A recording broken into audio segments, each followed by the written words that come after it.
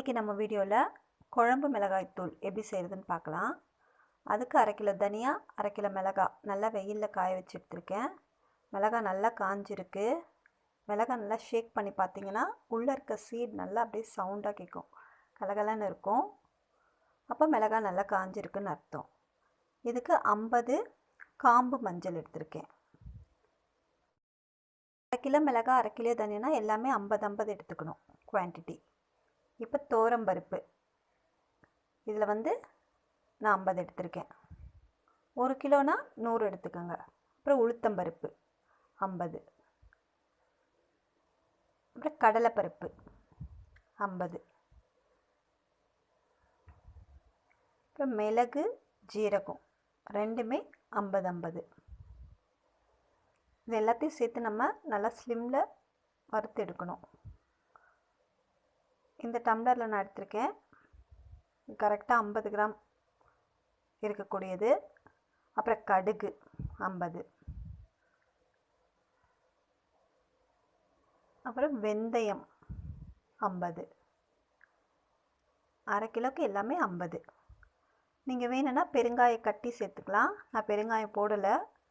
நான் குழம்பு செய்யும் போது அதில் பெருங்காயத்தூள் ஆட் பண்ணிக்குவேன், அதனால் இதில் போடலை. அப்புறம் பச்சரிசி வேணும்னா சேர்த்துக்கலாம், நான் சேர்க்கலை. இப்போ இது ஸ்லிம்மில் வறுத்து எடுத்துக்கலாம். நல்லா கருக விட்டுறக்கூடாது. ஸ்லிம்லே வச்சு நல்லா அது நல்லா ஹீட் ஆகிற அளவுக்கு வறுத்தா போதும். ரொம்ப ஹை ஃப்ளேமில் வைக்காதீங்க. கடுகு பார்த்திங்கன்னா அப்படியே நல்லா படபடன்னு பொரியிற சவுண்டு கேட்கும். அப்போ நம்ம ஸ்டவ் ஆஃப் பண்ணிடலாம். இப்போ இது நல்லா வறுத்துட்டோம். ஓரளவுக்கு வறுப்பட்டுருக்கு பாருங்கள். அந்த பருப்புலாம் பாருங்கள், கொஞ்சம் லைட்டாக கலர் சேஞ்ச் ஆகிருக்கு. இந்த அளவுக்கு சேஞ்ச் ஆனால் போதும்.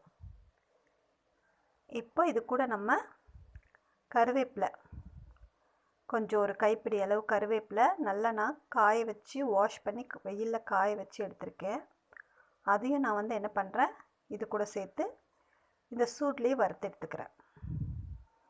இது லைட்டாக சூடு இருக்கும், அது கூடவே நான் இந்த சூட்லேயே இதில் நான் வறுத்து எடுத்துக்கிறேன். நல்லா வறுத்து எடுத்துட்டோம்.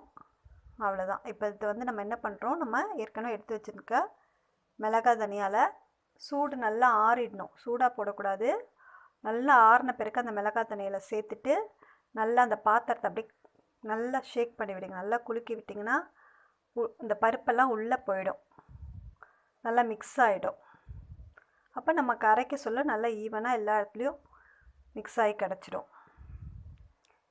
இந்த மாதிரி நல்லா ஷேக் பண்ணி விட்டுக்கோங்க. பாருங்கள், இப்போ அந்த பருப்பு மிளகாய் எப்படி உள்ளே போயிடுச்சு, நல்லா அது மாதிரி நல்லா மிக்ஸ் ஆகிடணும்.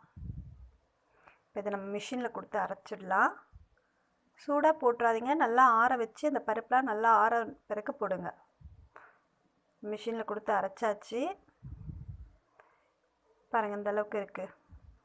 மிஷினில் அரைச்சிட்டு வந்ததுமே நம்ம ஒரு பேப்பர்னால் இல்லை ஏதாவது துணியனா எதனா ஒன்று போட்டு அதில் இந்த மிளகாத்தூள் கொட்டி நல்லா கொஞ்சம் ஒரு 10 நிமிஷம் ஆற விடணும். அந்த சூடோடவே ஸ்டோர் பண்ணக்கூடாது. அப்படி சூடோடு ஸ்டோர் பண்ணோம்னாக்கா அந்த தண்ணியெல்லாம் அப்படியே வடிஞ்சு மிளகாத்தூளில் விழுந்து ஒரு மாதிரி கெட்டு போயிடும் சீக்கிரமே. அதனால் நல்லா ஒரு 10 நிமிஷம் நல்லா அந்த ஆற வச்சு ஸ்டோர் பண்ணிக்கலாம். அவ்வளோதான், நல்ல ஒரு குழம்பு மிளகாத்தூள் ரெடி ஆயிடுச்சு.